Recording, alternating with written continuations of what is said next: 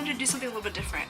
This month, I've been really getting into reading. When I was younger, I read all the time. Like, literally, my parents always say that I'm the child that would always see with a book in their hands. I'd always just be in my room reading. Like, I went through books like nothing. But as I got older, especially when I went to college, I kind of really slowed down. Like, I still read every once in a while, but definitely not like I read in high school or like how I read in middle school. But the last few weeks, I've been really like craving a good book. Like, I don't know how to explain it. I think it's maybe because I've been doing so much reading with my dissertation and so much like schoolwork. Like, I want something that's more for fun. I watch a lot of different TV shows, I watch a lot of YouTube, but I just kind of got tired of watching TV and YouTube, and I really wanted to pick up a book and read. So I did.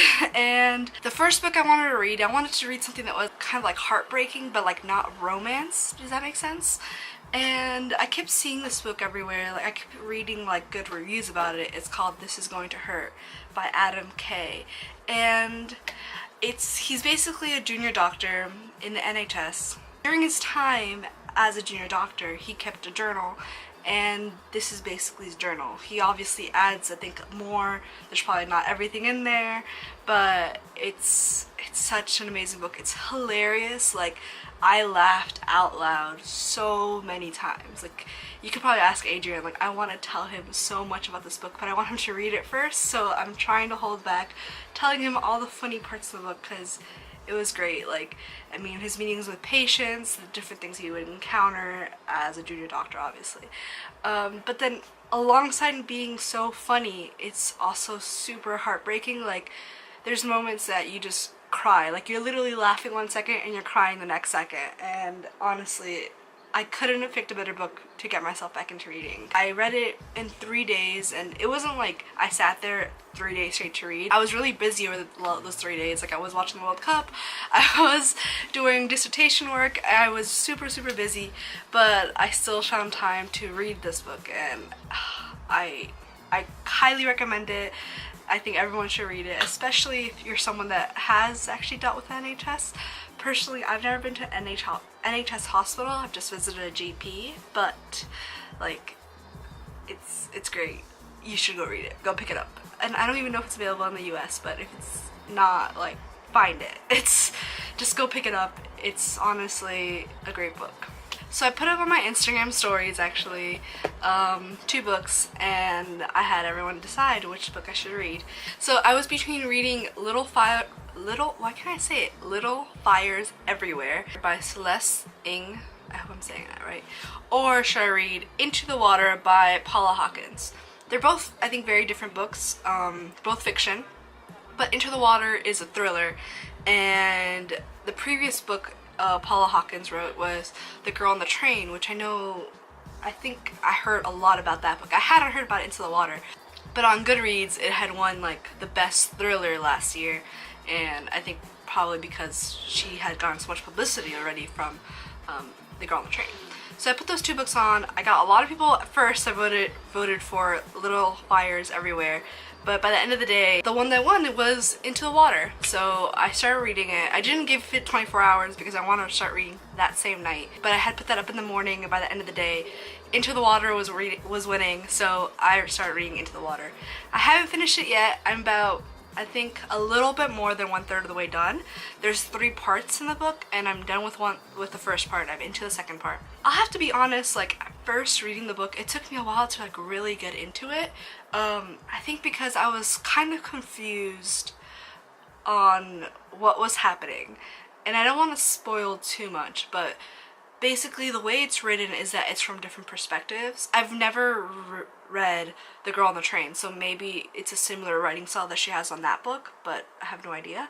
But it's from different perspectives, and it's kind of confusing at first, but now that I figured out who everyone is. Also, it's not like, I mean, it's a thriller, so it's kind of like mysterious and all that stuff, so I do like that part, but the part that really bothers me is the fact that I have to try to keep track of everyone.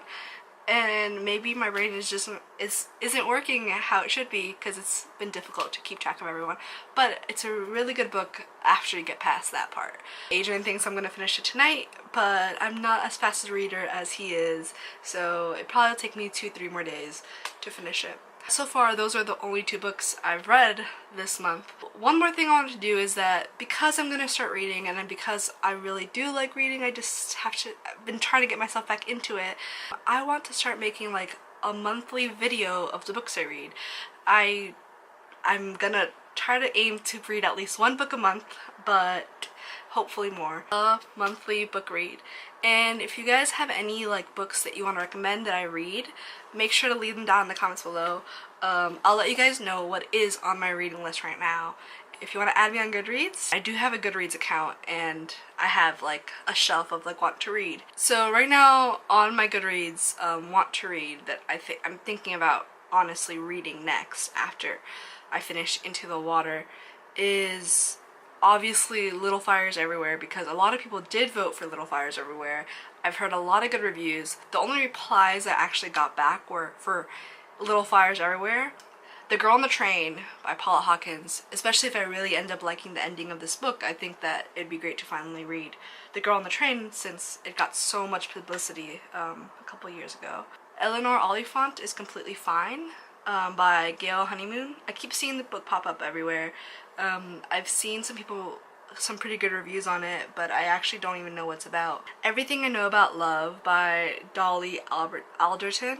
I actually saw a video about this book. I found out that it's not published in the US, it's only published in the UK, but I've heard a lot of good reviews about it. It's more of a collection of essays about, you know, her views on life almost, and like relationships, but like not just romantic relationships, but like friendship and things like that. I also have When Breath Becomes Air on my list, and I think it's because of the fact that I read This Is Going to Hurt. It's another book by a doctor that I think is diagnosed with cancer, so I don't know why, it just intrigued me, like another medical type book. And then I also have Ready Player One on this list because I've been meaning to read about Ready Player One before I saw the movie, and then after I saw the movie I was like, I definitely need to read this now.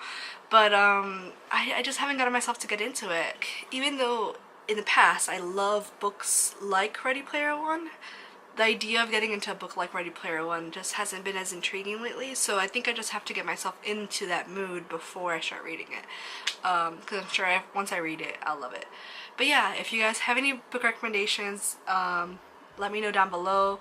If there's anything similar to any of the books I mentioned, or if you have any reviews or any ideas about those books I said I might want to read next, let me know in the comments. And yeah, thank you guys so much for watching. I hope that you like this idea, that you will like this new series I'm trying to start, and I'll see you guys later. Bye!